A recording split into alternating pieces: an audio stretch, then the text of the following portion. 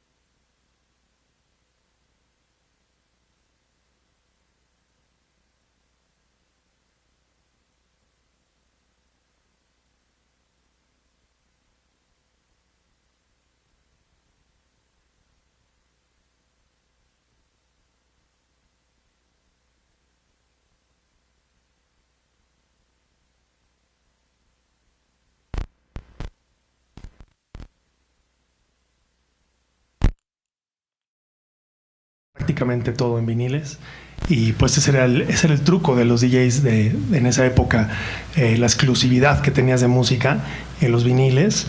Y bueno, en 2002 dejó de tocar con esta banda de rock con la que estaba tocando. Sus compañeros siguen tocando a la fecha, algunos siguen tocando flamenco, otros siguen tocando diferentes estilos y les va bien y todo, pero para él pues lo empezó a cautivar más el mundo de la música electrónica. Yeah, and from that point on, it was a different way. Yeah, so I had no teacher to teach me electronic music like you have maybe here. So I was just meeting with friends who were in the business already a bit, and they showed me how to program MIDI stuff and how to use audio recordings in there, not like a band, more like electronic music producer. And yeah, then in 2003 I had my first release. So at that time, Spin Twist Records was found. Maybe you know this. It's one of the biggest progressive psytrance labels around the globe. And Hannes, the owner, called me like, "Man, I'm starting a label." I said, "Man, I'm doing music. Let's do something together." Cool. Sí, en esa época pues no había maestros como estas escuelas, no había nada parecido, ¿no? Cursos ni nada. Entonces lo que se hacía en aquel entonces era acercarse a gente que medio sabía e ir aprendiendo sobre la marcha, ¿no? Fue en 2003 que tuvo su primer release en esta disquera alemana que se llama Spin Twist, bastante exitosa. Artistas como Nilix están ahí en esa disquera. Y empezaba ese label Hannes, este chico de Baixillas, si no mal recuerdo, y justo él estaba haciendo música y se juntó, pues que se dio la oportunidad de sacar su primer lanzamiento. Maybe you can turn down the monitors a bit because we have feedback. Sí, pueden bajar tanto los monitores para que no haga tú. Sorry about that. Gracias.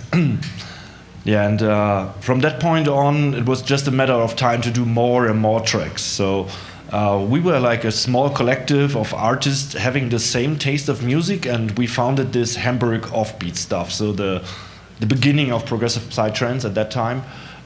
So it was with pretty famous artists like Dadin, Neelix, Fabio Fusco. So we were hanging out all the time together, and we were sharing skills because no one of us was really educated in this kind of music.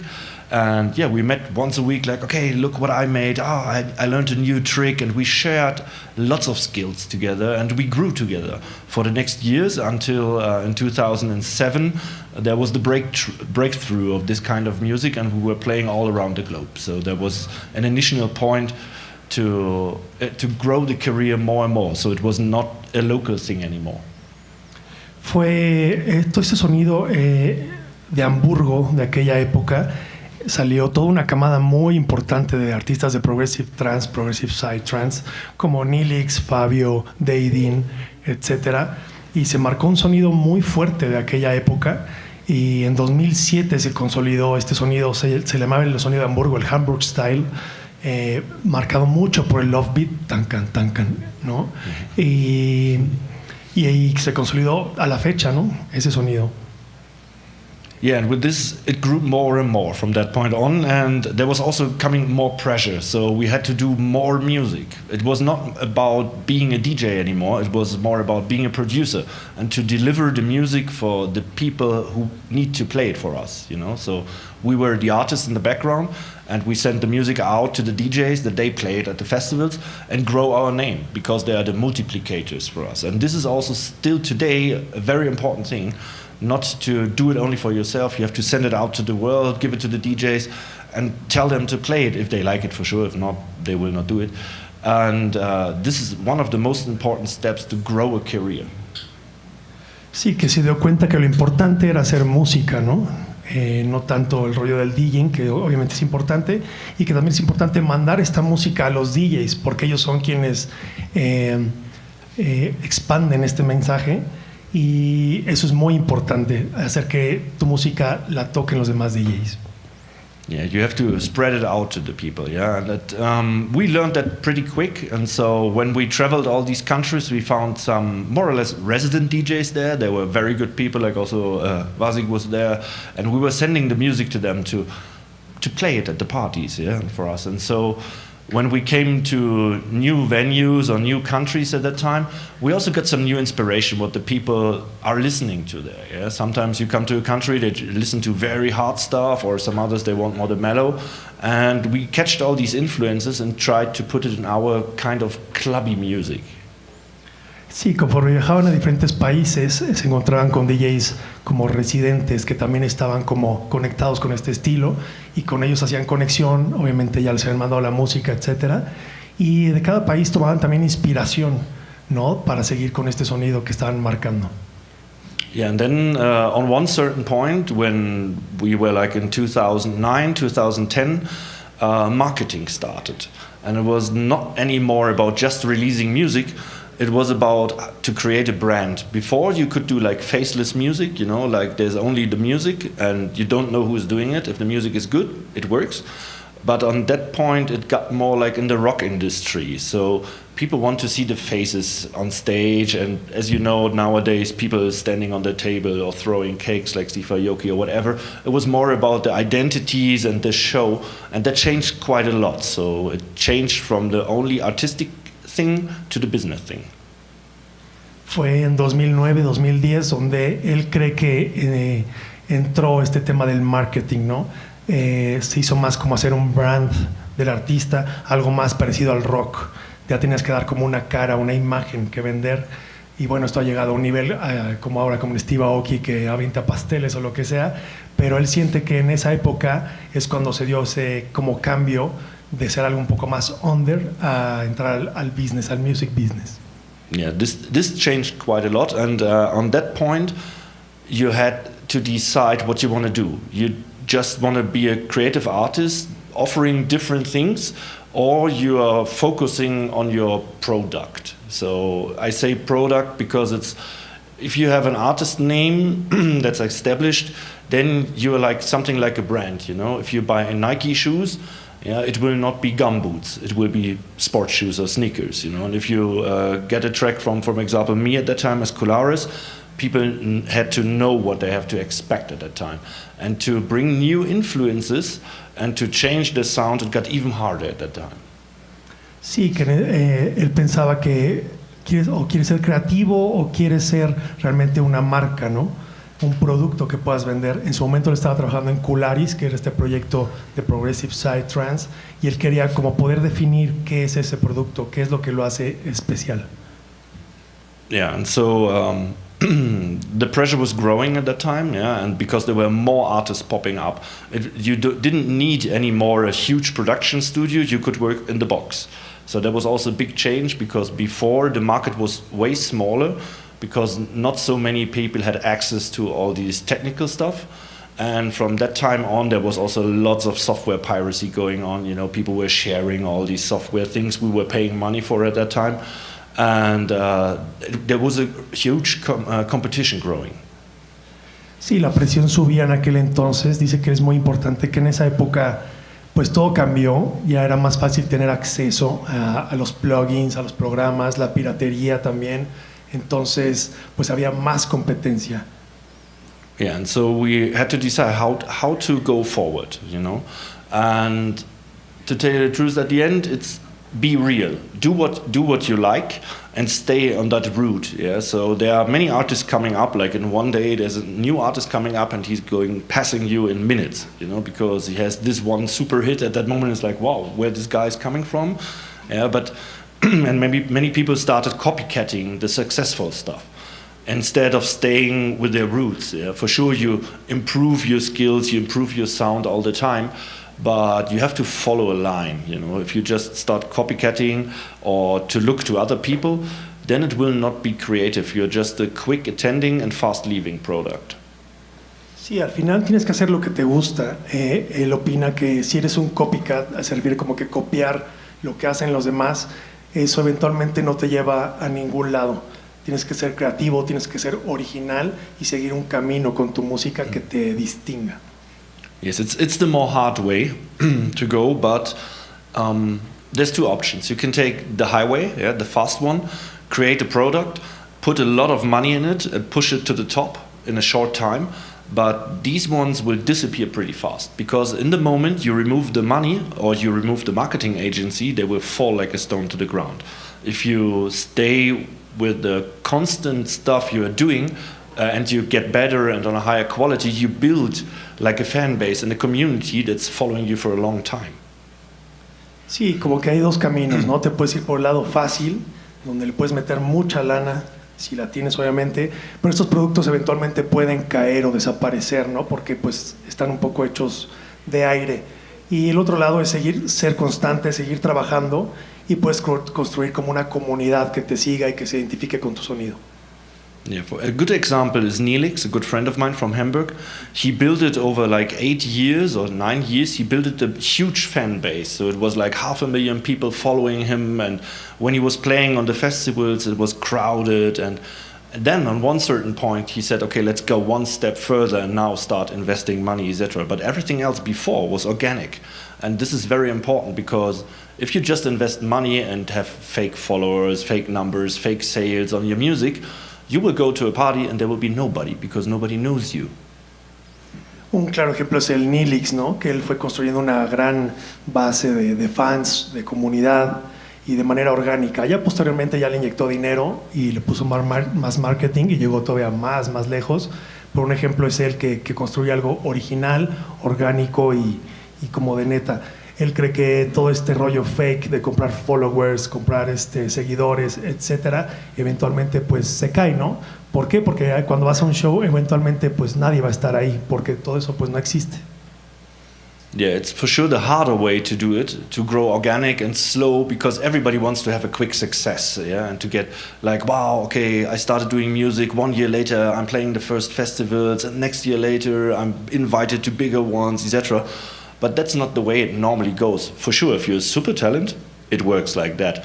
But normally it's a long way. You have to improve your productions, your skills, you have to meet the right people, you have to play good shows, you have to have good releases, and this takes time. So to say it in average, it will take minimum 5 years until you have a good position in the industry. For sure not an A class, but somewhere well based, and this will last way longer than just the quick way, you know?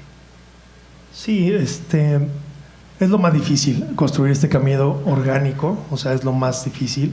Si tienes talento, lo puedes armar, tal vez si te brincas esto, ¿no? Con fake followers y demás, puedes armarla, pero al final lo más importante es hacerlo, él cree, de la manera correcta, ¿no?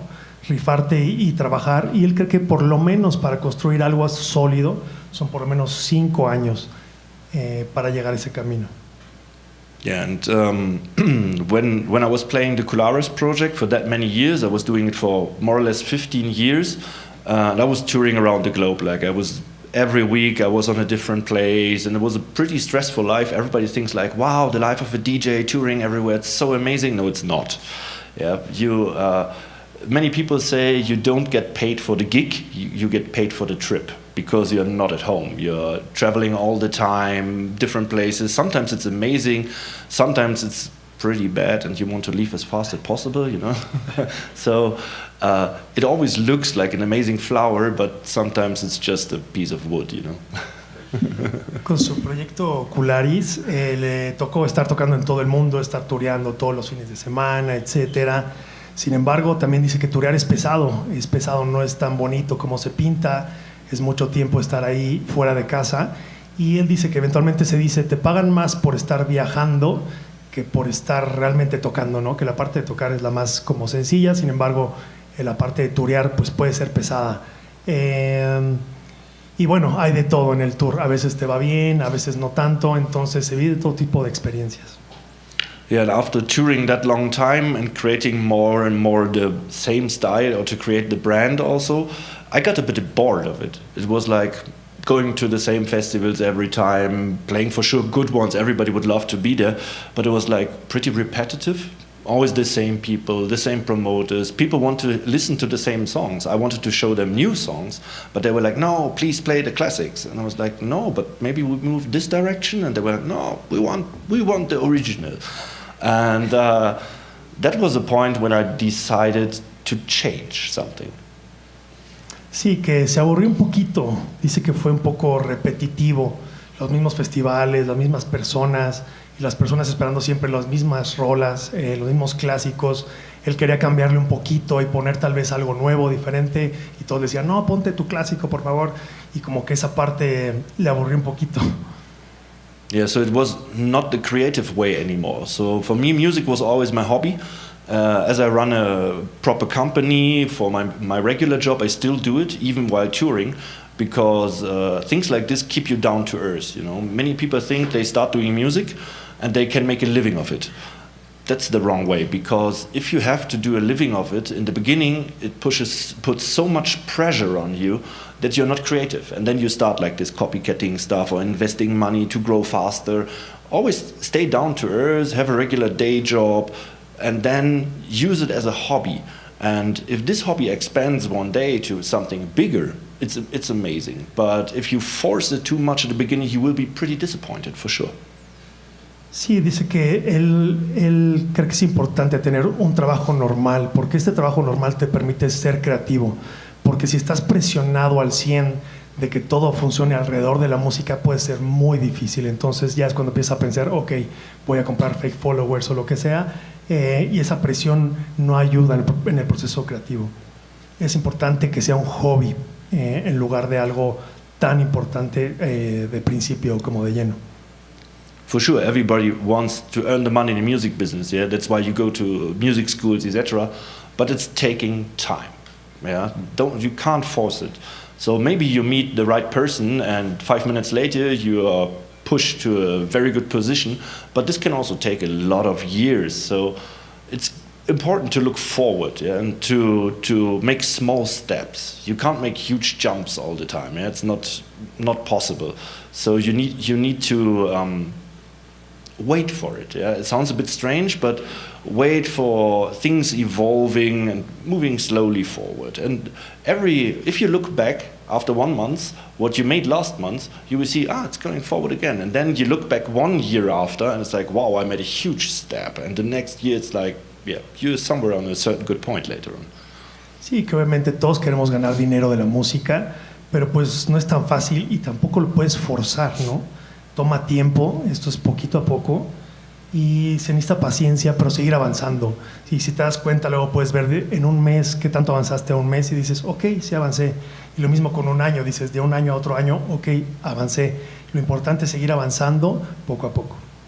Yeah, and it was for me like in 2017, I decided to stop the Cularis project. So I did not do any more tracks. I had my last release in 2018.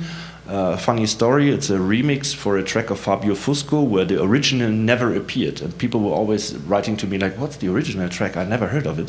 But he made it for his former girlfriend, but I loved to remix that one. And then I decided to do something new.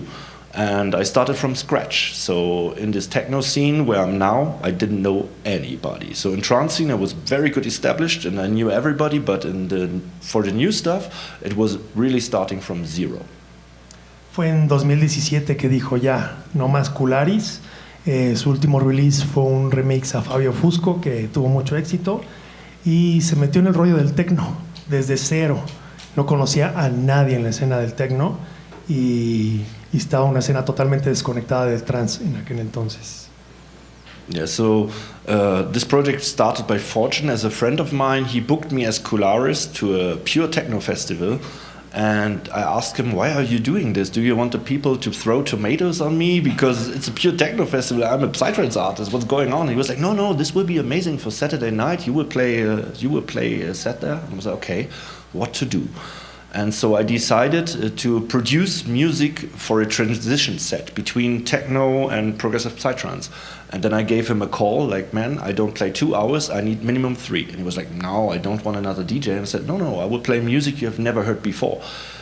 Send it to me. And then I sent some of the tracks to him. He said, okay, I give you 3.5 hours. And so it started there. And the reaction of the people was crazy because it was the kind of music they were not expecting. Yeah, and it was something fresh. Sí, que su primer como gig ya más tecnoso, todavía fue anunciado todavía como Culares en un festival, y él pensaba que le iban a tomatear, ¿no? Que le iban a entrar tomates, porque igual no les iba a gustar, pero preparó un set como una transición entre tecno a progre y terminó tocando 3 horas y media y que fue su primer como gig ya más tecnoso. Yeah, and after I played on this festival, there were people coming to me. I've never seen them before, and they were like, "Oh, I'm running a music label. It's crazy music you are doing. Can we sign a track?" And I was like, "Yes, for sure." And this is the interesting part in the industry because there are so many labels around, and 90% try to do bullshit with you. Yeah, they just want to collect the money and you won't see anything. And I was already used to those people from the trance industry, and I was working with pretty professionals for many years, so it was interesting when it came to the contracts. Sí, que después de esta tocada se acercó mucha gente a decirle qué onda con tu música, está buenísima. Se acercaron labels también que querían firmarlos. Y bueno, dice que también hay que tener cuidado con los labels. Hay muchos labels muy tranzas que lo único que quieren es sacarte tu música y hacer dinero con ella, y en la escena del trance también pasaba mucho. Yeah, because I really insist on these contracts because, you know, they are selling your music and they're earning money with it, and for sure you have to receive your part of the cake.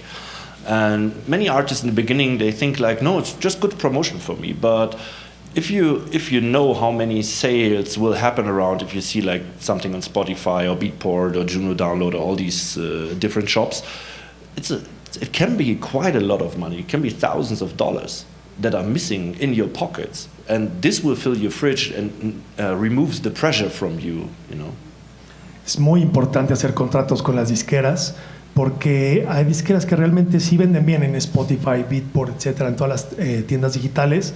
Y hay releases que venden cientos, miles de dólares, entonces siempre contratos y siempre muy atentos con eso. Yeah, so I sold the first tracks to some labels. One of them, did never pay up to now. We're still having some issues with our lawyers. What's the name? No, it's a Russian one. It was pretty famous in dark minimal music, but it more or less disappeared. They now have just a release every 3 months because there were rumors going around like this label doesn't pay the artist well, they do a bad job, they have fake followers, they buy their own tracks just to be up front, and all the artists are speaking. Yeah, so we knew like, oh, please don't release with this label. Better go to this one because they are doing a proper job. And this is important to listen to the others. If they say, oh, we had super bad experiences with this distributor, etc. For sure, you can make your own experience. But if 20 people tell you, for sure they will not pay you and everything will be bad. Trust in them. Sí, que hubo un label ruso que se lo caciqueó, se lo transó, no le pagó nada. Y ya tenía rumores ese label de que no pagaba, etcétera. Entonces que es muy importante escuchar a los demás, a tus colegas, etcétera. Si te dicen, oye, ese label es medio tranza, pues no publiques ahí porque seguramente no te van a pagar ningún centavo. Yeah, and at that time, when I signed the first tracks, there were just some labels who want this kind of music. And then I produced more and more. In 1 year, I made like 60 tracks. So that's quite a lot. So it was sometimes more than 1 track a day because I was really in a creative flow. It was something new for me, and I wanted to push my own boundaries, like, okay, let's now try this and that. For sure, I did not sell all these 80 tracks, 60 tracks, but I created quite a lot. And on one certain point, I sent the music to some labels that I thought it could fit, but all of them refused and said, no, it's not techno, it's not minimal, it's not house, it's not trance, no, find a genre. Que se rifó y en un año hizo 60 tracks, que hacía una máquina.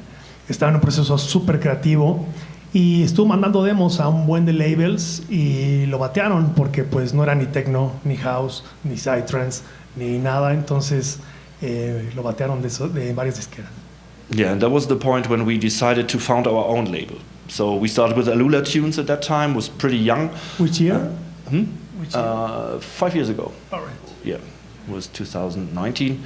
And because we didn't want to rely all the time on other labels. So now we have the platform to release our own music.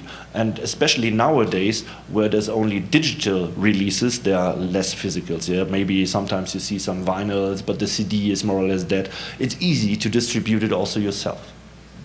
Sí, fue entonces en 2019 que fundó su label AUDITORIO y que es la plataforma donde puede él publicar toda su música.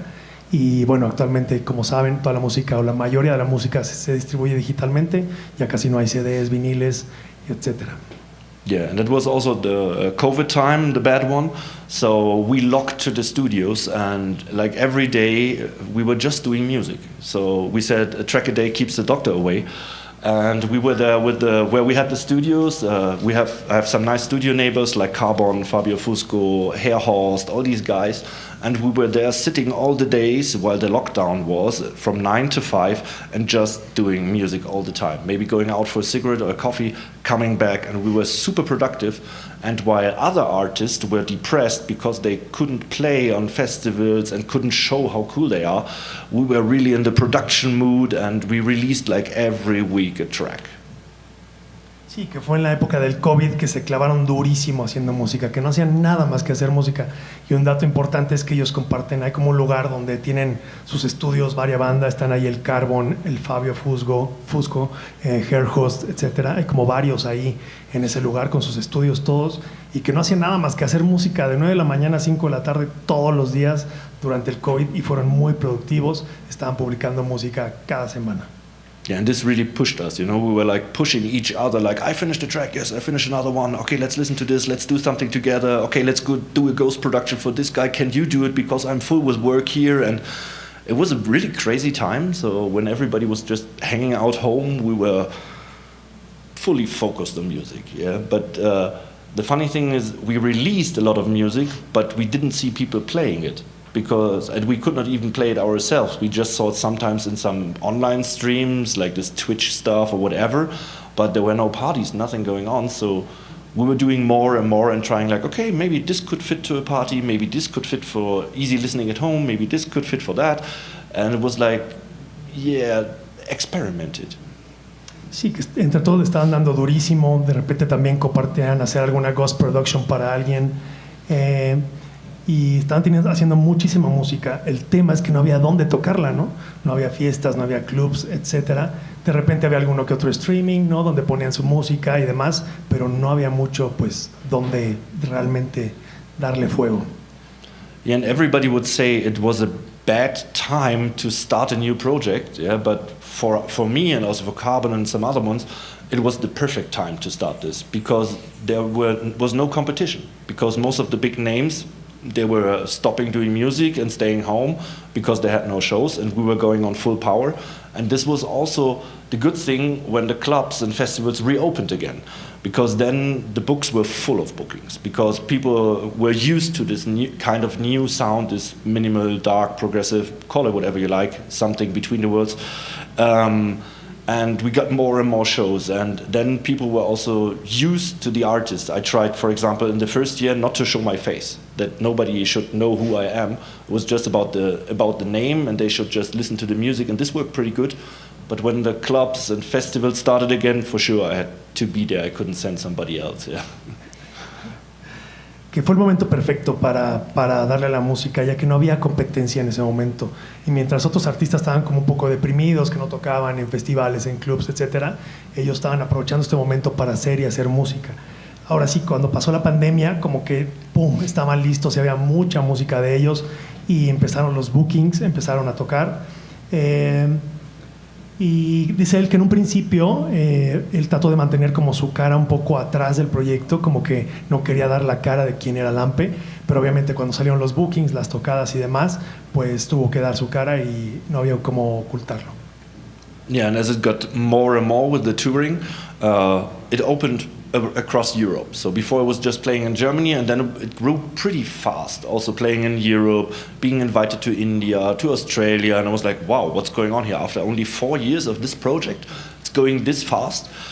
But I think we were on the right time with this kind of music, because it's not too hard, it's not too soft, it's danceable. Even for people who are not really deep into electronic music, they can understand it. So it's important to have a simple, understandable formula in your music, except you want to go in some extreme direction, like hard techno or gabba or psychcore or whatever. It's easier to be somewhere in the middle between the genres. I think that makes you also unique. If you don't follow a trend, like everything sounds like this, I have to do the same because this is the trend at the moment, and you try to mesh up things, it can fasten things up.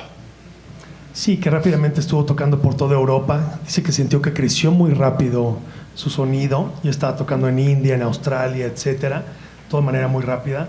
Y él cree que su estilo que hace de música no es tan duro, pero tampoco es tan suave, como que está un poquito a la mitad, y que eso funciona. Es una fórmula que está en medio y que funciona muy bien para ese sonido único que tiene. Yeah, I think that's one of the most important things. If you see you're at the right spot now and people are focused on you and you are there at the market, then you can put power in it. Yeah, and I hate social media stuff, to tell you the truth. I don't like it. But my booker told me, okay, now you must do it. And I was like, okay, so what to do now? A funny story picture here. Okay, oh, guys, I have a new release, chatting with them here and there. I'm very introverted, you know. Normally I'm hanging out at home pretty quiet. And but this helped a lot. At that point, when people are focused on it and see you are there and they're into it, then you should use this push to push your project forward. Sí, dice que realmente le caga el social media, ¿no? Que no le gusta estar haciendo los videitos ni nada, de que jiji, jajaja, grabarse, pero su booker le dijo, es momento de hacerlo, ahora es cuando lo tienes que hacer, tienes que grabar tus videitos, tienes que estar ahí, y dice que eso fue muy importante y que también obviamente lo ayudó, que él siente que es una persona introvertida, pero pues que ni modo, que no hay de otra, que hay que darle y hay que entrarle al social media, y creo que ya. Yeah, and if you use this push, it can grow even faster. So when it started with this international touring with the project, after 3.5 years, 4 years, and I was really surprised about it, I didn't expect it. I was also more creative again. So I tried to, because I was not fixed to a genre, I was pretty fresh on the market, so I could move to different directions, like sometimes more tech house stuff, sometimes more peak time, sometimes more psy techno. I love to be in between the worlds and to deliver different music. And this was pretty good because then you reach a bigger audience also. If you just do one standard, using every time the same bass line, every time the same drums, every time the same harmonies, then you have a specific audience, and if you do different things, then also some other people take a look like, oh wow, what's this? I like this track. Okay, the other ones I don't like, but I like these 5, you know, and this grows also pretty fast. Sí, que para él en 3.5 años ya había como despegado su proyecto de Lampe, ¿no? Y en ese momento sigue siendo muy creativo y le gustaba poder como experimentar en diferentes géneros, poder hacer unas rolas más tech house, algunas más sci-tech, algunas más obscuras, etcétera, y dice que eso lo hace como más libre y más creativo, ¿no? Y también poder crear como estos diferentes tracks con diferentes matices te hacen llegar a una audiencia como más grande, ¿no? Entonces eso creo que lo ve muy positivo. Yeah, and also when, for example, I just play my own music. I never play music of anybody else. So with this project, as Kularis, I also added sometimes some other people's tracks. But for this project, I said I will just play my own tunes. for sure I will know what's the next super bomb to play from somebody else. Yeah, but to do it with your own stuff, it's more interesting. It's the harder job. But for example, I have now a collection of around, I think it's 220, 230 release tracks, and I still have a bunch more in the back. I can play like an 8-hour set and be versatile between genres. I can make build-ups, like from very slow, relaxed stuff up to faster peak time music and then going back. And this is something that will last also for a long time for the people, because they see like, whoa, this guy's only playing his own music and he can play different genres, but for sure you can hear the signature, but it moves between. This also helps to stay established and always be interesting for people, yeah, because it's not all the time the same. Algo muy cabrón de Lamp es que solo toca su música en sus sets. Creo que eso lo hace más interesante también para la audiencia. Dice que tiene una colección de más de 230 tracks, entonces él se puede echar un set de 8 o 9 horas donde puede subir, bajar, tocar más suave, más intenso, más oscuro y sin problema. Y creo que eso de moverse entre géneros ayuda obviamente a ser único. Yeah, I can give you an example. For example, last weekend at Radiance, when I saw the lineup, I thought like I have to play very groovy stuff. Yeah, and then the guys before were playing pretty mellow music, really good, but not for my mind, not for the night. And then Luz was playing there and she was pushing it up, and I was like, okay, I have to change the plan. So there will be no groovy music, it's nighttime, let's go for power, you know? And if you're just into one small niche, you can't do this. Then you have to play other people's music or you will lose, because you can't react to the audience. And this is, I think, an important thing. That's why I also play, I call it producer sets. It's a DJ set with some special versions of my tracks, etc. But I'm very flexible, so I can change in 30 seconds the style of the music. If I see the hard stuff doesn't work, I can go to more soft stuff or the opposite way around. And if you play like an Ableton prepared set, yeah, with all these loops set up, it's nice to use all these fancy controllers, but you're not flexible. So you can't react to the dance floor. And I think this is the most important. If you're on a stage, you have to do the service to the audience. Sí, dice por ejemplo en Radiance el fin pasado que él pensaba que iba a tocar un poquito más groovy, no tan atascado, pero por ejemplo Luz tocó antes de él y vio que ya subió la energía y en ese momento cambió la idea y dijo voy a tocar más cerdo. Y bueno, eso es lo chido de que tiene tanta música que puede ser tan flexible para moverse entre los sets, ¿no?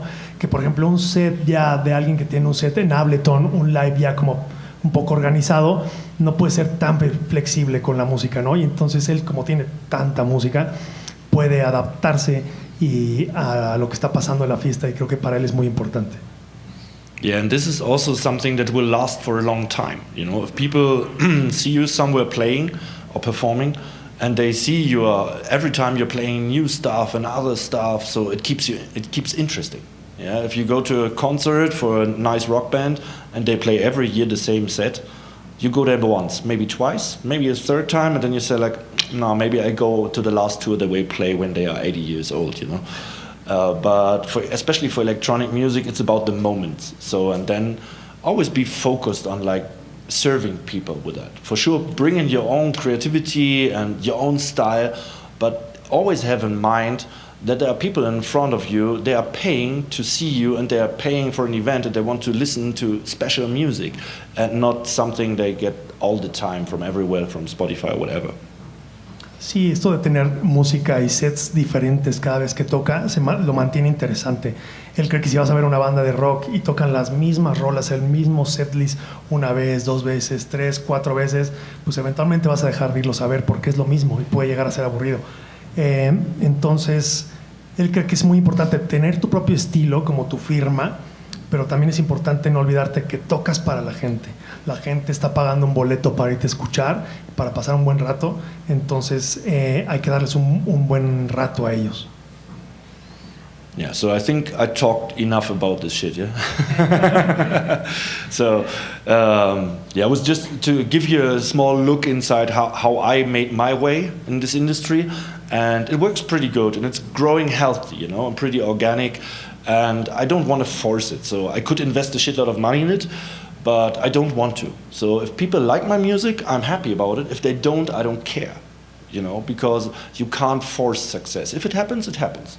If not, not. For example, with the Psytrance, we were doing it for 5 years and we were just playing locally, and then on one certain point, bam, it went up like hell. And this can happen with everything you're doing. So never force it, keep calm, push it slowly, and then at the right time, if you deliver the right quality and you're a nice person, then it will bring you further. And after that, I will do some music stuff here.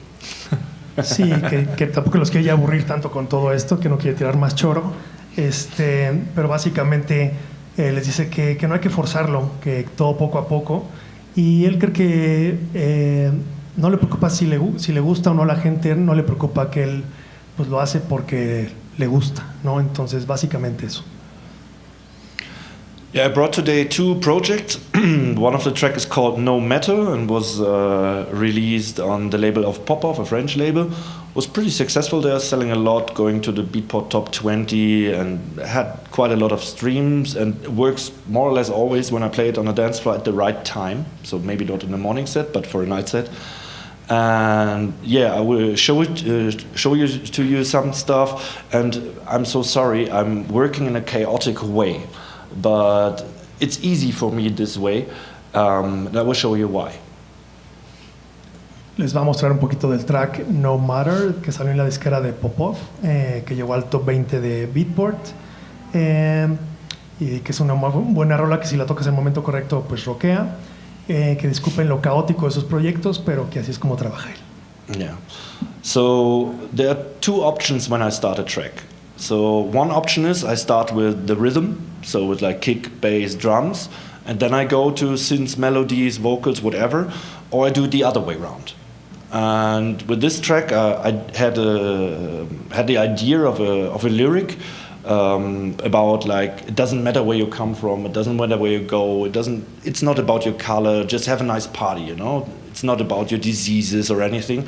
And so I was writing this lyric and recorded the vocals, and yeah, then I did not know what to do with it, and then I started slowly arranging the music for it. No matter where you come from, no matter who you are.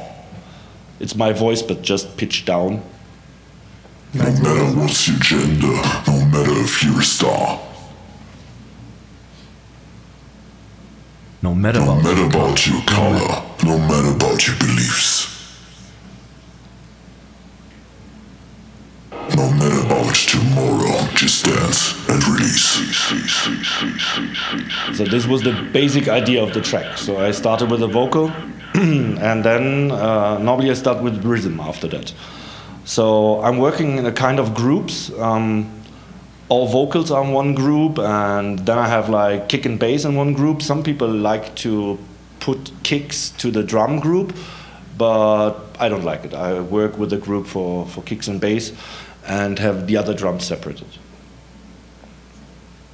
Bueno, básicamente dice que desde antes decía que tiene 2 opciones para hacer un proyecto, ¿no? Trabaja primero con un loop de kick, bajo, batería, o si no, puede trabajar con un synth primero y luego se va sobre los kicks, sobre kick, bajo, etcétera.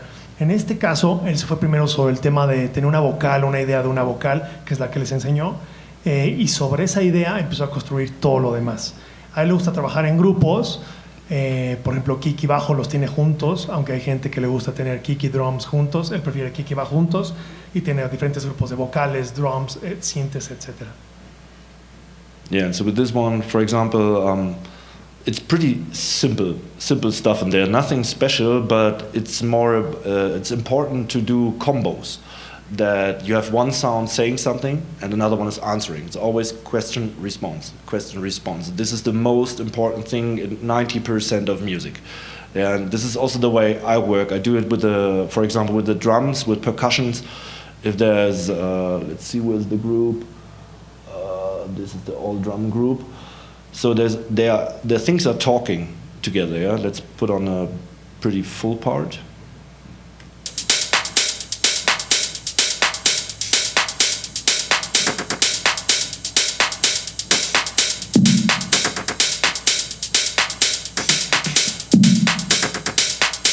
So you have the basic rhythm, but some tiny elements talking to each other in the background. It's nothing special, but this keeps focus on the simple thing.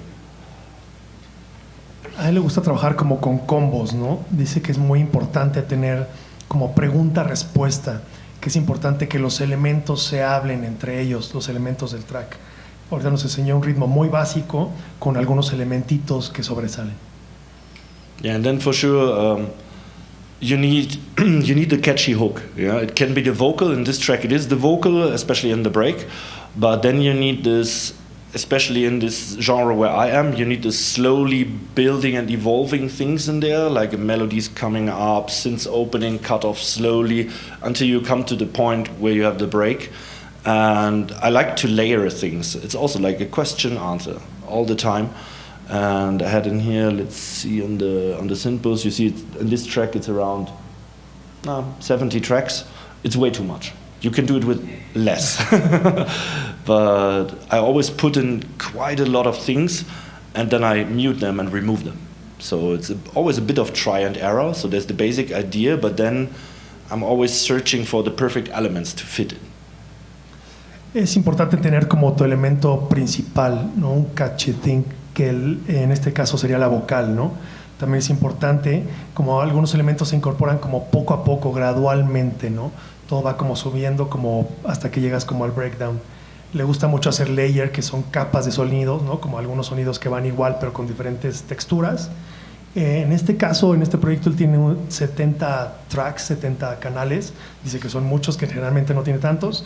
Y le pasa mucho que tiene muchos canales y de repente termina muteando algunas cosas. Yeah, and I like to have for more or less every sound an own channel. So for sure you can open a sampler and you take all the audios you have recorded and drop it to the sampler and play it from one track. But for me it's not that comfortable. I was doing this in Psytrance pretty long, but yeah, I have sometimes one track only for one sound. Yeah, it appears once. It's waste of resources, I know. But for me, it's easier handling because when I want to remove it, I don't have to search inside a sampler or anything because I just go there and remove it. And with today's computer performance, it's easy. Sí, le gusta tener para cada sonido un canal. Que antes cuando hacía Psytrance como que le valía un poquito más madres y echaba diferentes sonidos en el mismo canal. Y ahora sabe que gastas más memoria, obviamente más RAM, etcétera, pero que él prefiere tener cada sonido en un canal. Yeah, and here I will show you now a point where we have this slowly evolving build-up thing. I will just play the synths without drums, so that makes it more easy to understand what's happening in the background.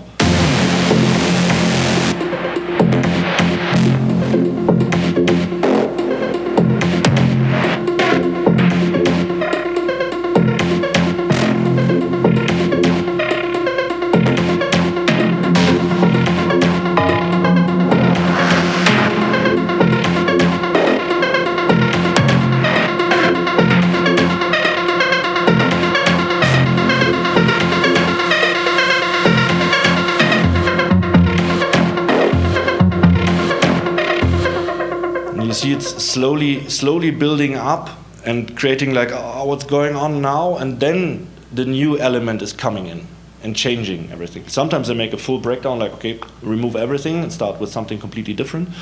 But in this one, I really like to keep the basic vibe of it. And it's good to make these moves to introduce new stuff. It's like in all kinds of music, yeah? You have the A part, the B part, the C part, the bridge, yeah? And then you go in between, but mostly it's, especially in classic rock and pop music, it's pretty static. And in electronic, it's more like about the evolving thing, you know? It's going up, up, up, and then on one certain point, you have to change to the new elements and introduce them. Sí, nos puso aquí una parte como de los puros sintes, sin los drums, para que escucháramos un poquito cómo van sonando y cómo se incorporan poco a poco, ¿no? Los sonidos y cómo van subiendo de intensidad y con filtros y demás. Y cómo van llegando nuevos elementos de sintes. Yeah, and most of the time I use pretty simple stuff, so nothing special. Sometimes the main synth lines, I spend a lot of time on them. But for example, for drums, I know so many artists, they are tweaking a kick drum for days. and it doesn't make sense. So if you find the right one, use it. Yeah. So for all the basic things in the music, don't spend too much time. You can use it later when the song is finished and you recorded the idea. Then you can start working on details. But especially, just an example, one of my studio neighbors, he's a super nerd about every software plugin, etc. But he never finished a track. He's a walking encyclopedia. You can ask him, have you heard about this synthesizer? He says, yeah, I know, and you have the option here and there, 60 times oversampling, blah, blah. I was like, ooh, but he never finished the track. Stay focused on simple things, and that's what I'm also doing. So if I'm searching for hi-hats in here, for example, I search my sample bank, like, okay, this one will fit, it has the right tonal, so, or I change the pitch or whatever, but don't waste too much time on that, because then you will be slow. Sí, que lo hagan lo más simple posible, ¿no? Que dice que sí se clava en los elementos principales, en los sonidos principales sí se clava más tiempo. Hay gente que se clava en el kick por días, él no se clava en el kick por días, trata de que todo sea rápido, que fluya, que no te tengas que colgar tanto en eso, que ya después puedes clavarte y arreglar detallitos, ¿no? Tiene un amigo ahí en los estudios donde chambean ellos, que comparten estudios, que hay un tipo, no quiso decir el nombre, que se clava días y días en los plugins y aquí y acá y moviendo y todo y nunca acaba una rola, ¿no? Entonces, que es mejor avanzar y ya después ver detallitos más técnicos. Yeah, for me it's important to have a quick result. So when I'm sitting in the studio and I'm catching an idea and I start to write it down, if it doesn't catch me in an hour, I drop it away and start something new. Maybe I start next day to open the project again and try to fix something, but in 90% of the time I start a new track. I don't work on it anymore, because if you don't feel it, you should kill it. Sí, a él le gustan los resultados rápidos, que si ya está una hora ahí dándole en el estudio y no jala la idea, bye, la borra y o empieza otra o si no mañana hacer otro día. Le gusta que fluya. Yeah. And as I said, I'm working quite a lot in groups, so I'm using at the end all the synthesizers when I start to finish the track more or less, if the basic idea is there, I start to group things together, so to put effects together, to compress sometimes together, to melt things to like to glue it, you know it, like SSL compression or whatever, you heard about it. And also, for example, in this one I was using a lot of the track spacer because the synths were pretty full and I had to make place for the vocal. So there were two options: remove some sounds, EQ like hell, or just put everything a bit down when the vocal comes in and create space for it.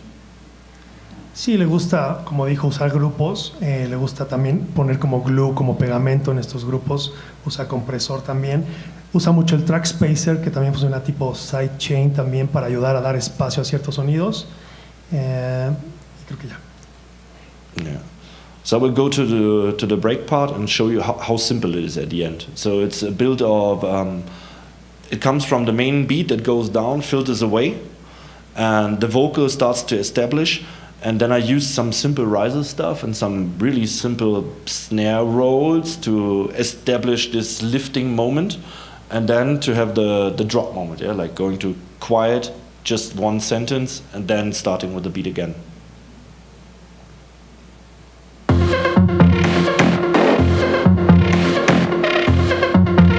Sorry, it was on the... No, now it's working.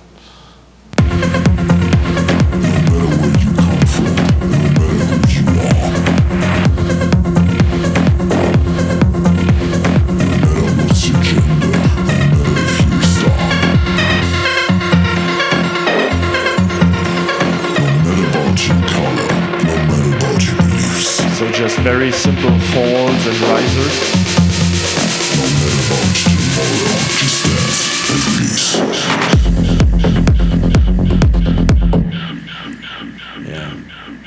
Nos enseñó un poquito ahí de su breakdown, que fue como algo sencillo, donde realmente solo quita algunos elementos y incorpora el snare roll, taca, taca, taca, taca, para darle un poquito de tensión, hace un break antes de que regrese y regresa con todo. Yeah, and for example, you see here on this snare roll, so it's pretty nothing special, but it was just filter opening. And I'm a bit of a panorama nerd, so I love things moving left and right. And I never use the volume automation or the panorama automation on the track in Ableton, because I keep it for mixing later on. So when I have to change the volume, I do it here in Ableton, and instead I always put a utility in there, and I use all this stuff on the utility. It's way more easy, because if you use the regular volume and the regular panorama, it can be a pain in the ass while mixing at the end. Sí, que le gusta mucho panear las cosas y no le gusta mover el volumen directo del canal, el volumen que está ahí a la derecha, que él prefiere usar el utility para dar esta automatización de volumen, porque si no te puedes meter en muchos problemas para el mixing posteriormente. Yeah, this makes life way more easy, and also I use always like panorama automation before the reverb. I see so many people who are doing music, they open, for example, a Serum synthesizer, and then they play the sound, and then they said, okay, it should move left and right, and they don't do it on the oscillators, they do it later with a utility, and then they also move the reverb, and this sounds pretty weird on headphones. On a party, you won't mention it, but if you listen to this on headphones, it's like, what's going on here, because the room is shifting left to right. Cuando sí que hay gente que por ejemplo usa el Serum y cuando quieren hacer algún paneo, they use it with the pan with the they use the pan behind the internal effects of the synthesizer. Oh, right. And this is the wrong way. You should. Yeah. Sí, que usan el paneo en el sintetizador en lugar de hacerlo con el utility, y ahí hace muchos problemas. Yeah, it's also one of the reasons why I mostly switch off the effects in the synthesizers. For example, also for this drum loop, I added a separate reverb. I'm really in love with that one. Pretty good sounding one. And yeah, just switched off all the send effects in the synthesizers and use them later on. Most of the time I put them to the track just with a dry wet instead of a send, but I don't use the internal ones in 90% of the cases. Sí, que le gusta poner en cada canal los efectos y manejar el dry and wet, y no lo usa tanto como por grupo de efectos. Yeah, and at the end, at the mixing state, this helps you a lot, because you can use just one room for the small short synth, and you use a bigger space for the effect sounds. And if you use all this stuff from the synthesizer's internal, every synth has a different sound algorithm and reverb and delay, and this will mash up things. So you will get phase issues, or one reverb is really pushing in the mids and the other one is pushing more in the highs, and it can be really tricky to mix this or to bring it to a final mixing state later on. Sí, no le gusta usar mucho los efectos que vienen adentro de los sintes, porque luego pueden estar como muy disparejos, ¿no? Entonces él prefiere controlar muy bien en cada canal, con cada reverb, cada delay, darle lo que necesita específicamente de efecto. Yeah, and as you see in here with this a lot amount of tracks, I haven't opened this project for a while, so I'm searching for some stuff also. And this one I was also working with the basic trigger line, so like a trigger line in here. Normally I don't do it. I think I did it because there was some problem with the LFO tool. It's a bug in Ableton, or in the former versions of Ableton, that it's not tight. If you didn't put the LFO tool at the end, it produced like a latency in there, even if there's latency compensation. The LFO tool? Yeah. I love that one, but All right. in Ableton 12 now it's stable, but in 11 it was this project was made in 11. What are you using instead? I draw it sometimes, or I use the volume shaper or shaper box stuff from Cable Guys. That works also good, but I'm still with the LFO tool, but in this one I had to use regular compression and trigger from this track. Sí, que a veces el LFO tool le juega chueco, y que prefiere hacerlo manual, el tema de la compresión y el sidechain. Yeah, and I have no special auto load when I start a new track. The only things that I use when I open a new audio track, there's just some basic things in there. I created an own basic rack, it's called for me. So I have a low cut in there with a ProCube. I love that one. It's easy. It doesn't take too many resources, and it has a high and a low cut in there to use it. Yeah, it's pretty simple. So I don't have to put it every time again. And I always have a cut at the sides. So normally I cut everything around 140 hertz at the sides. But sometimes for sure I have to open it, especially in breaks, it can move there. And I use it in zero latency mode. It's pretty simple. It's just for basic EQing, and it's always there when I open a track. And also there's a compressor always there. Most of the time I don't use it, but when I need it, it's there. Sí, que de entrada en cada canal tiene un fab filter casi por default, ya con low cut, cortando las frecuencias graves en 140, con cero latencia, y siempre tiene un compresor por ahí por si necesita utilizarlo. Yeah. Yeah, and also there's this famous LFO tool in there for this track. I had like this groove. This is the only basic rack I have, and I also, if I open a new MIDI track, it looks exactly the same. Yeah, and this works pretty good because I have all the basic tools there that I need: an EQ, a compressor, and LFO stuff, if or sidechain substitute if I need it. And this saves a lot of time. And in the studio, I'm working with the Stream Deck. So I programmed some things that I have the buttons for the synthesizers and for some options. That makes things very fast, because if I now want to load a new synth, I have to open this, blah, blah, blah, go to plugins, click, click, click, click. This takes plenty of time. And with the Stream Deck, I just push one button and a new track opens immediately with the synthesizer I want, and also my basic rack. Sí, que ya de cajón él tiene ya como programado en cada canal, sea MIDI, audio, lo que sea, esta cadenita que nos enseña, que es el fab filter, el compresor y el LFO tool o algún otro sidechain ahí al final para ahorrar tiempo básicamente. Yeah, and I can just advise to have something like a Stream Deck if you're at that point, and be faster. Don't waste time in searching for things. Be quick, push the button, it's there. So that makes things very fast, because every time you are opening the browser, yeah, and then I want the synthesizer code, I don't know, it's from, what was the brand name, this takes a lot of time. So something like a Stream Deck really pushes things forward and makes the workflow so much faster. You mean like a shortcut? Yeah, it's a Stream Deck. It's a USB device. It costs $100, and you can put macros and everything on it. Okay. So you just push the button, and it executes like open a new channel, put in a Serum synthesizer, route it there or whatever. Or you push another button, and it slices everything, or unwarps, warps, loops, whatever. Oh, cool. Tiene un aparatito que te hace hacer como unos shortcuts, ahora sí que en chinga, para sacar así sintes o lo que necesites así, literal apretando un botoncito. No conocí ese aparato. What's the name again? It's called Stream Deck from Elgato. Stream Deck, yeah. It's Stream just Deck. a small USB controller, and this works very good. Nice. Yeah. There are fancy versions, but I just have the cheapest, smallest one, and I have everything on my left hand. So right hand on the mouse, left hand there, and some key commands, and this makes things really fast in movie. How many shortcuts you can do?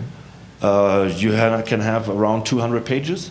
Wow. Yeah, let me check if I have I don't have the controller with me now, but this is the, oh, come on. It's a slow computer, I'm sorry. This is the view of it. This is like the buttons. And for example, if I push a button, I don't know, here, and that's execute, click. Does it execute here? No, it just executes on the USB. Mm-hmm. Then it opens a Diva synth, or if I click Serum, it opens this new drum rack, Avenger, Pigments, whatever. Open another ProCube because I need it, or another reverb, and this makes things very fast. So normally you lose, every time you open a new track, you lose like 5 to 10 seconds. Yeah. And in this way, you save it and can invest it in doing music. Que con este aparatito, el Stream Deck, que es una cosita que triggerea hasta 200 shortcuts, con ese programa sí puedes poner ahí, ábreme el Serum, el Pigments, cualquier cinte que necesites, y solo con un clic, en lugar de estar buscando y ahí como que te ahorra bastante tiempo. Yeah, and this is how I optimized my workflow. Yeah, because I was always spending like, oh, is it this synthesizer? No, what was the brand name? Is it this or that? And I wasted a lot of time in it. It doesn't make any sense. Also, like, don't install too many VSTs or audio units. I have too many on this computer again. When I set it up, I started with less, and it got more and more again. But I know that when I will change the system to a new computer, I will reduce it again. Like throwing away all the stuff I don't use. For sure, that it's always interesting to have a new tool, but you waste the time in checking out the tool instead of doing music. Sí, que no hay que instalar tanta cosa, ¿no? Con menos se puede hacer y nada, básicamente eso. Yeah, and it was also the reason why I quitted more or less working on hardware. So in my studio, there's just a good preamp for recording vocals and a good microphone. And I still have my Moog Sub 37 working there and the old Virus TI, but I sold all the other gear because when I can work on Total Recall and I see like, on this project I can't go any further, I switch to the next one. So Outboard is really nice to have. There are lots of nice tools I would love to have again, but it also takes plenty of time to set it up, and especially if you have like really good old analog compressors, you have to write down the numbers if you switch the track, and if you want to go back, you have to read the numbers again. Okay, put it like this, put it like that. Oh, today the tube is not as warm as yesterday, it sounds different. That can be pretty nerdy, but it's not about the creative process. Sí, que él cada vez tiene menos hardware realmente, que tiene un buen micrófono, tiene el Sub 37, tiene un Virus y ya. No quiere como más hardware porque eso pues al final es más tiempo y aprender y usarlo, etcétera, y él lo que quiere es pues ganar tiempo y ser más creativo. Yeah. And also back to, as I said, like basic things, yeah? Don't waste too much time on some things. For example, in this track, I was when I was writing the bass line, so normally I don't like static bass lines only on one note. They always change a bit. On the dance floor you will feel it, but if you listen to it, it sounds like, okay, it's on the same, sometimes on the same note. It's not. And I don't waste much time on, for example, creating a sub bass. So there's standard easy things, like in this track, for example, I just used a simple serum setting with a bit of EQing, and there's nothing special in there. You see, it's just two saw oscillators running. Yeah. Doing simple things, yeah, not wasting too much time in, okay, how can I tweak it? Shall this be more unison or shall this be like that? No, it's a sub, it's mono, it's low end, yeah. Yeah, this accelerates things, yeah. Sí, que no hay gastar tanto tiempo a hacer cosas. A él le gustan las cosas sencillas. Por ejemplo, este serum que abrió es algo sencillo, es un sub, está en mono y ya, simple, vámonos. Yeah. It's better to, for sure, here was a lot of things going on at the end, like limiting, and in the final state, I'm using a lot of clipping. So, for example, with this one, with the newfangled one, but there's also different tools like standard clip or whatever, so every brand has its own stuff. At that time I liked this one because I also added a bit of drive in that, and this one I can really recommend it to you. It's a visualizer that shows, you can load it to every channel you want, and it shows you the phase of everything, how it's going, yeah. And this is pretty good to see issues, yeah, like for example if is the note too long or too short or whatever, and it's a pretty cheap tool for like $15 or something, and this helps quite a lot because sometimes you can't hear the low end even in a proper treated room. It feels like, is it right or not, and you have to mix some things visually. Sí, le gusta poner cosas sencillas como el limitador, algún saturador, etcétera, y nos recomendaba mucho este plugin. Megascope is the name? Yeah. Yes, Megascope, yeah. No, it's not this Megascope, it's the Schulz Audio Mega Oscilloscope. Wow, what a big name. Yeah. Mega Oscilloscope. Yeah, Schulz Audio Mega Oscilloscope. Está muy bueno porque ahí puedes ver las frecuencias y ese es el tema, ¿no? Que luego con el sub, dice Alex, que no lo puedes a veces escuchar totalmente, que es importante como ver la onda, verlo. Yeah, here you can see like the kick ends exactly before the sub bass starts.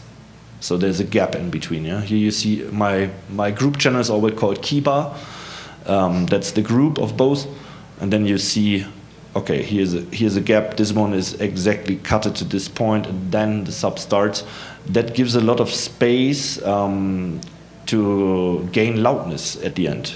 For sure, you can match them together, and I do this also pretty often. But in this track, it worked better to have this pumping effect, like one is coming, the other is going, and then back and forth. So the sub is just more or less like an offbeat, and there's a top rolling on top. That makes the tempo loop. And together with them.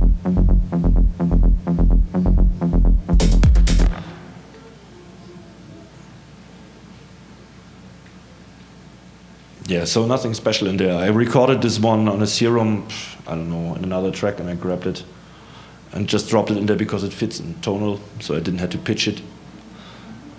Make things easy. So I can go to another project if you like. Let's see. It will take some moments.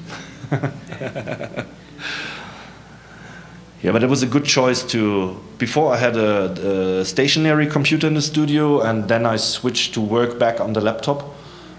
Because when I'm in the studio, I just plug 3 cables and everything's running. And after finishing something and making the first render, I go home and listen on some headphones or in the car or wherever. And I can make adjustments also at home. If it's, for example, only the kick is like 1 dB too much, I can do it at home and I don't need to go back to the studio to do these minor tweaks. Que antes sí le gustaba tener como su compu de estudio y nada más chambear ahí, pero está volviendo a trabajar en laptop. Y así se lleva la laptop, se la lleva a la casa, escucha ahí y ahí puede hacer los ajustes en casa y no tiene que regresar al estudio a hacerlos necesariamente. Yeah, that's also a thing about a good workflow. You know, you save the time. Yeah? Before, with the stationary computer in the studio, I always had to go back to the studio and, oh, nice, no internet connection. No, I'm just providing some Wi-Fi for my phone, so then... That's the thing with the originals, if you use them, you know. They always want to phone home. Wait a second. Creo que aquí tenemos internet. Yeah. You need some Wi-Fi? No, I got You're Wi-Fi. okay there? Yeah, I'm fine. It's here. Okay. Yeah, that's a bit annoying when you're traveling with this stuff and the software says, no, you're not the owner. But you are. Que es lo malo de tener todo original, que si no, Come on. luego no jala si no hay internet. It's so annoying. No, it's registered. This card. No, it's not my card. All these ones. No, I don't want to do updates. That was good at the analog times, you know, with the synthesizer. It works or not. So, but yeah, it's coming. It's slowly, but something's happening here.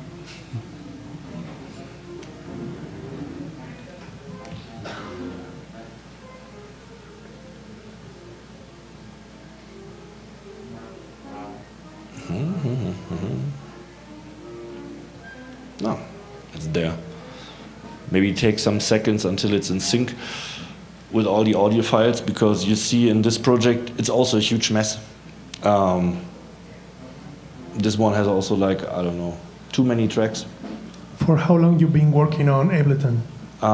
In Ableton now since around 4 years. 4 years. Yeah. You were working In Logic before. Logic. Yeah, and the years before I started on an Atari many years ago, and then I switched to Logic, and it was pretty good. As I said before, the guys who invented Logic, Imagic was the company called, they were based in Hamburg, and it was like 3 streets away from my home.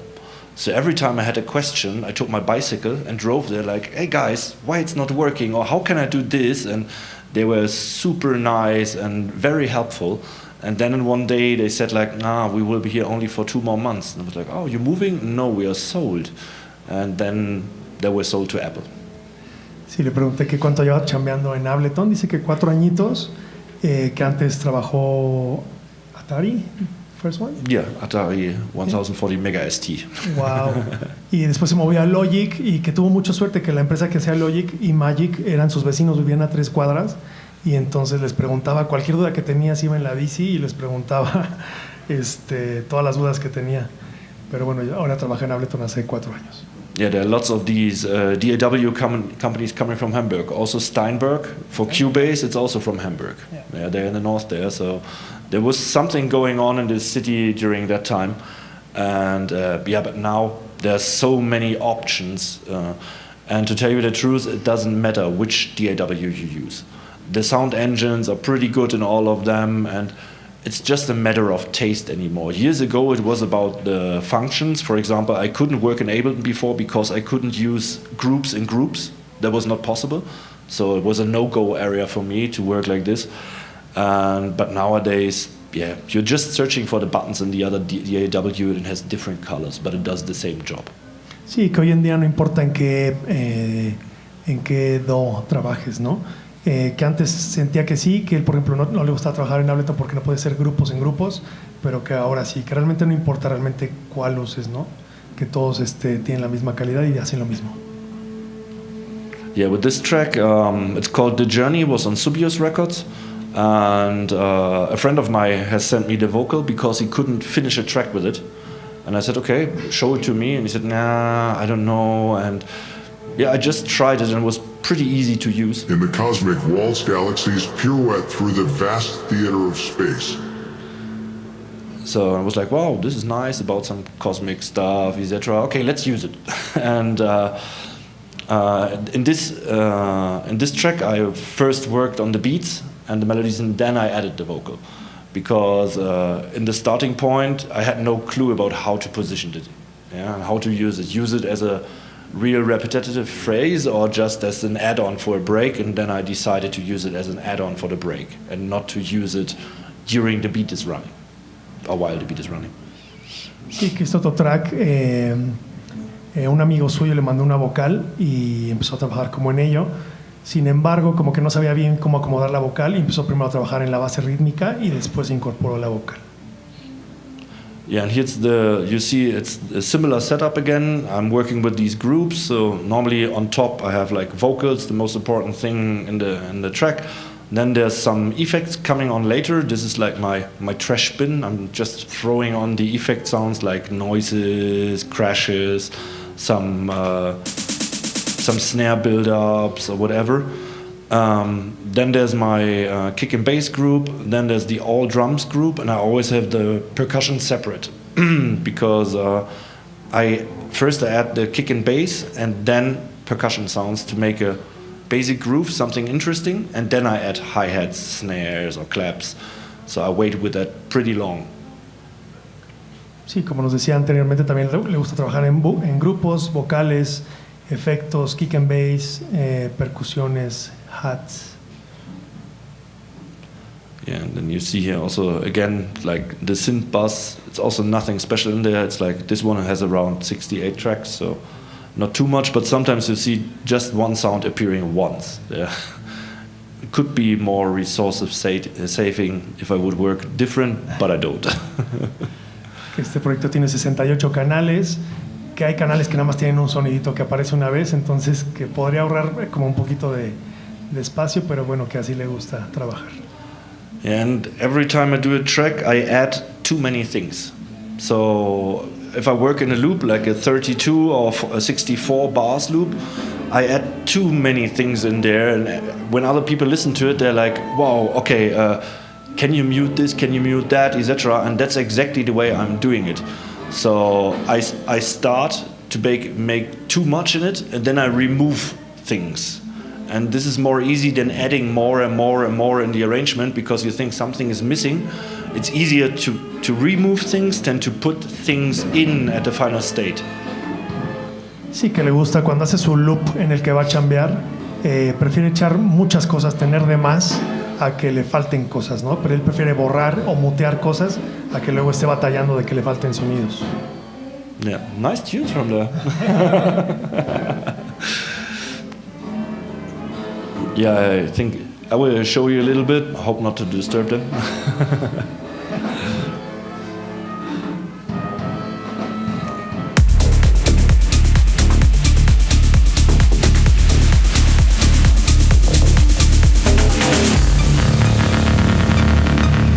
you see it reduces to more or less nothing, just to catch a melody at the vocal.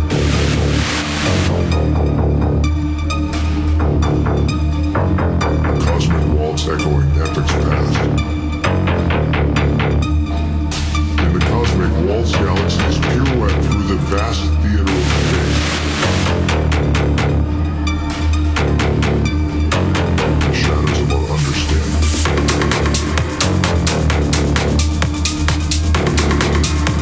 See, like there's the build-up coming. In this vast tapestry, seconds meet threads of eternity. Across light years, the echoes of bygone epics reverberate. Narrating tales of cosmic birth and decline. Unraveling the mysteries of our journey. The shadows of our understanding.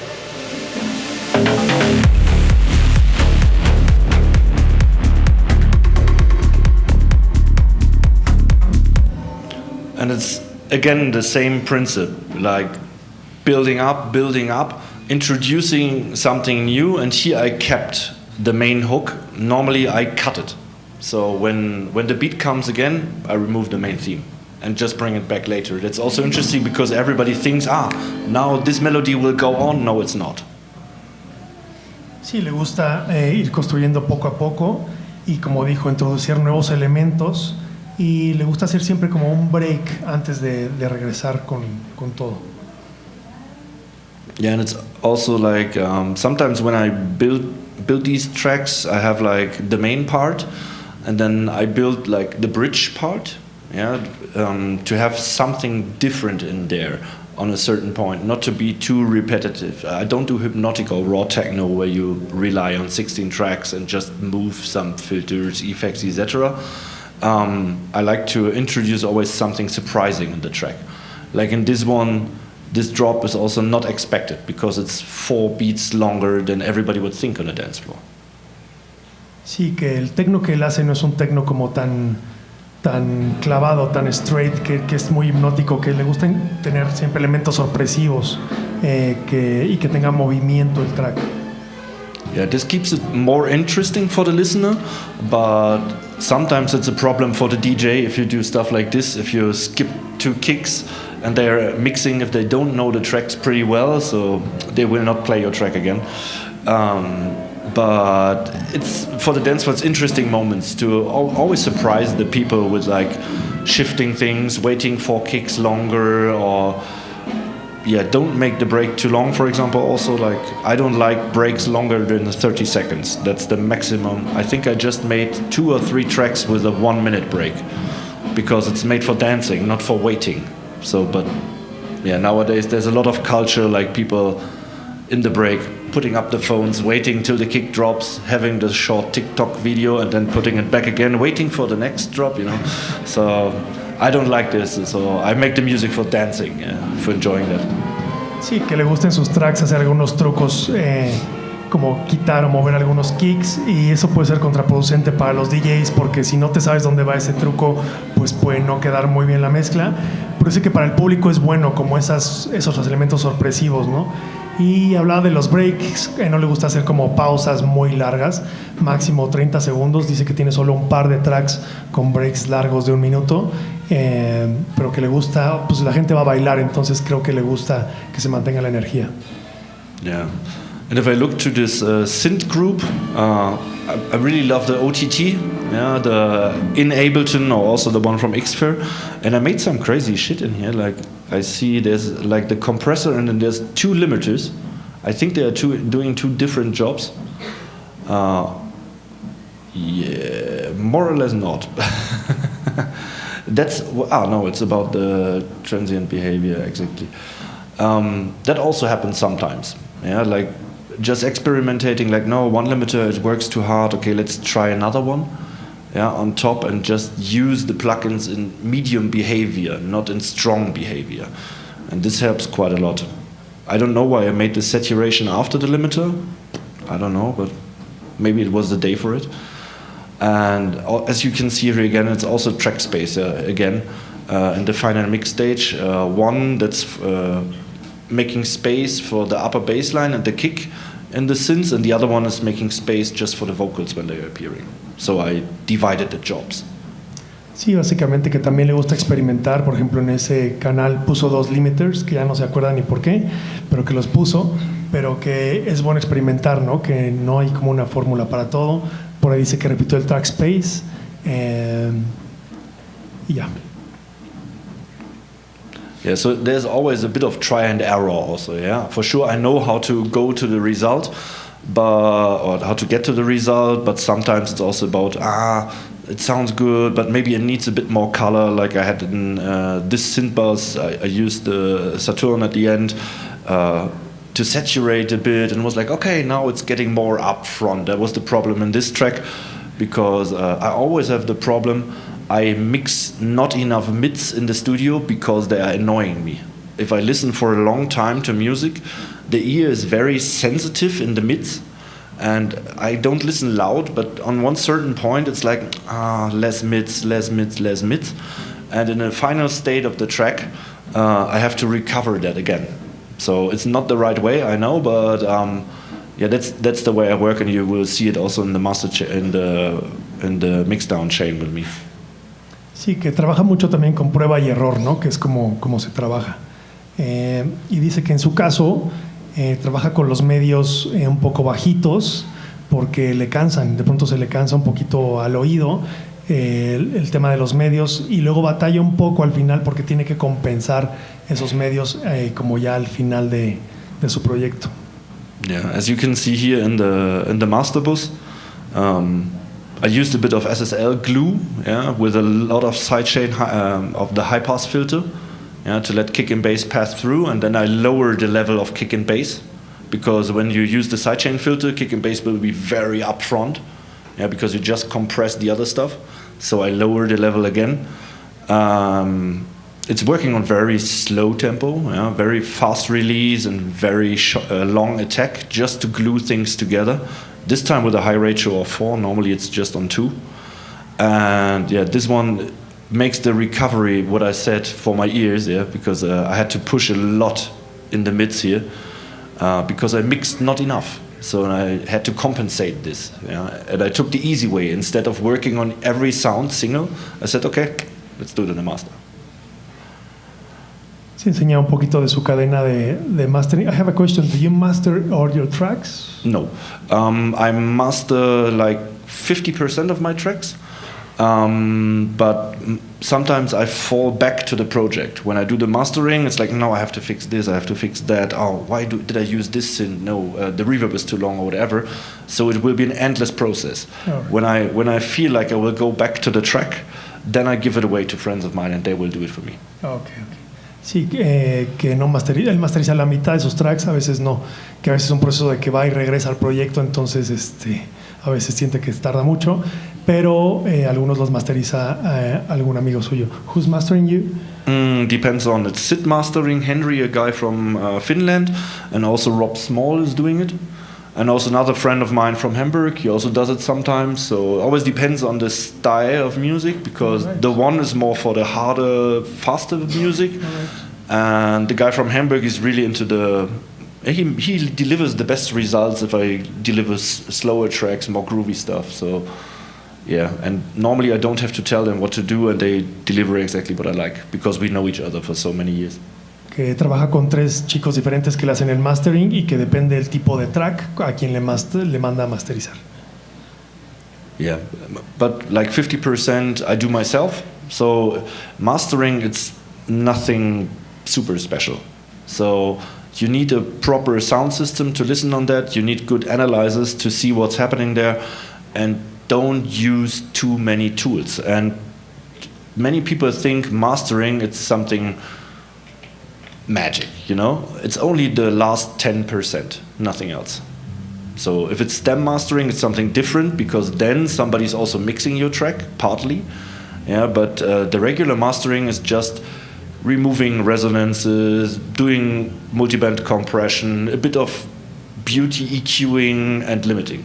So that's the only thing in mastering. It's nothing too special, because many people think they have, wow, my track doesn't sound that good, but when I give it to mastering, it will be super. No, it's not. It will sound crap like before. Nothing changes. It's only louder. Sí, que la master tampoco es así como algo tan especial, tan mágico, que si tu mix está bien, si es solo el mastering el 10% extra que le va a dar, ¿no? El 90% está en la producción, en tu trabajo y nada. Do you want maybe some questions answered? Yeah, that's what I was asking for. Yeah, because, I think it's a good time. Yeah, perfect. ¿Quieren preguntar algo, banda?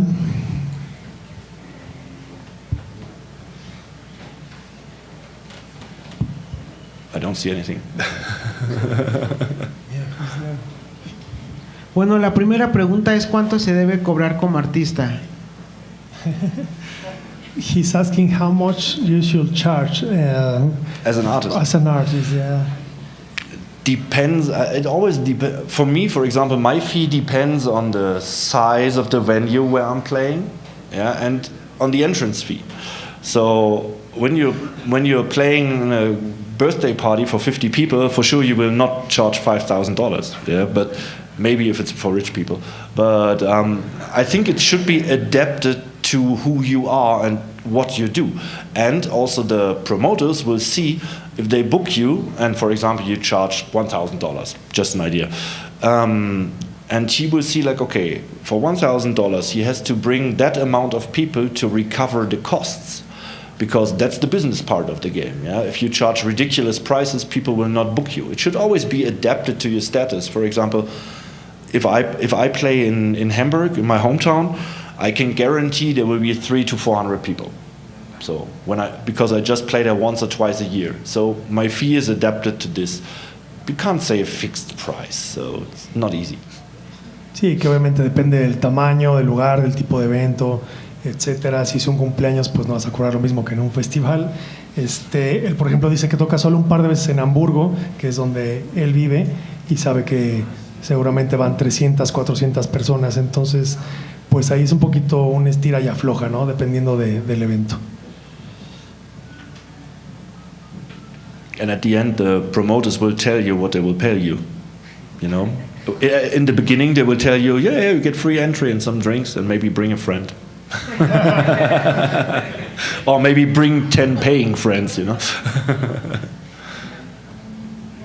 ¿Qué más? Pregunten. De nada.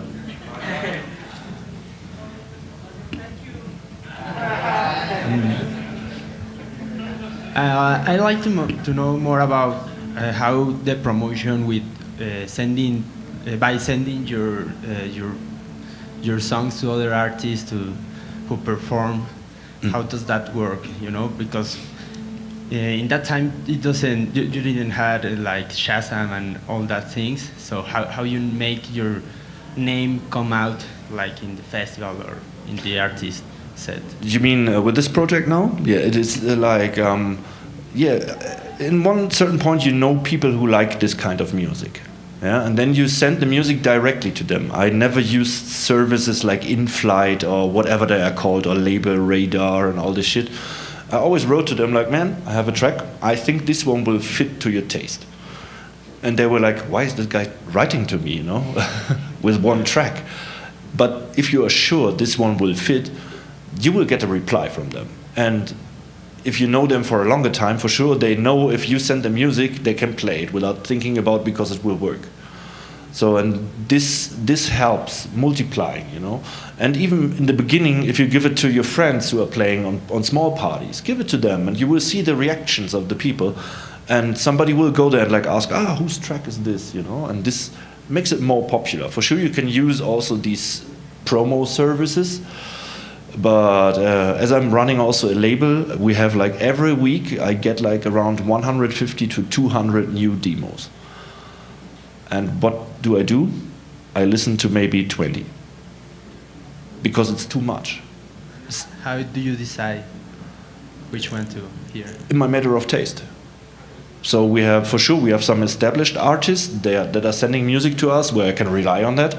But we also always find new ones. There's now this new girl upcoming from Munich called Shabiki. Wow, was like, okay, what's going on here? Yeah, and she was sending the first tracks, and I said, okay, are you doing it yourself? And she said, yeah, just a friend of mine helps me with mixing. And I knew this guy, so I called him like, are you the ghost producer? He said, no, she sends the tracks, and I'm just helping her with mixing and some details. And then I was playing in Munich, visited her house, and she was really doing it. So I'm really into the real people behind that. And if you are good, you will be listened for sure. Thank you. You're welcome. Thank you. Like, I don't know. I want to ask you about the use for AI to create like new music in this new era. Like, if you scroll now around YouTube, you find this kind of AI, like techno playlist, something like that. What are your thoughts about the use of AI to create music? It's recycling, because AI needs data. It collects data from other tracks. It collects data from other voices, from other sounds, etc., and combines it to something. But it's just upcycling. So at the moment, I don't like it. So, but for sure, this is really going exponential. Yeah, the technology is getting better and better, but I think it's not easy at the moment for an AI to transport emotional stuff. It can just cover things like, okay, we listen to 2,500 songs, take out the data, okay, now we can make tracks that sound similar. But they never create something special new. So for sure, this market is growing, and I know also apps like Suno AI and whatever they are called, and they're getting better and better and better. But at the end, do you want to have like a screen on a stage, you know, and there's the newest AI playing music for you? I think it's also about the human, and about the human feelings, and also about the mistakes you are doing, about the things you are doing wrong, because there were like super hits created, and they were happened by fortune, yeah, like I can't remember names now at the moment, or I can't mention names at the moment, but were like, oh, this was a mistake, but it sounds interesting, we use it. With the AI stuff, it's more stable, like just collecting data and trying to do something new of it, but it's just recycling. So I think it would take maybe 4 or 5 more years until it's getting interesting. Up to now, I don't like that so much. For sure, it helps a lot if you want to generate a melody and you can't write melodies, but then you're not a musician, you're a programmer. Sí. Por favor, un fuerte aplauso para Alex Lampe. Thanks a lot for having me.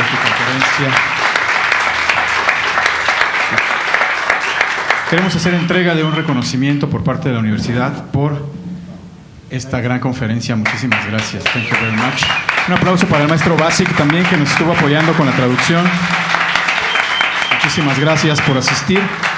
Les recordamos que mañana tenemos una conferencia en donde van a presentar nuestros nuevos productos de Pioneer Alfatera. Entonces es mañana a las 12, al punto de mediodía. Aquí los esperamos también en el auditorio. Y pues muchas gracias. Despidamos por favor a Alex Lampe con un fuerte aplauso. Gracias. Thanks a lot. I hope it was at least a little bit interesting.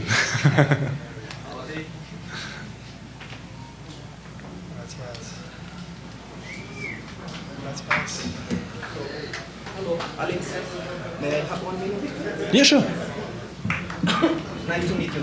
Which has a problem? I know that this is not a demo submission party or something like that, but I'm a huge fan of your work, and I really want to share with you some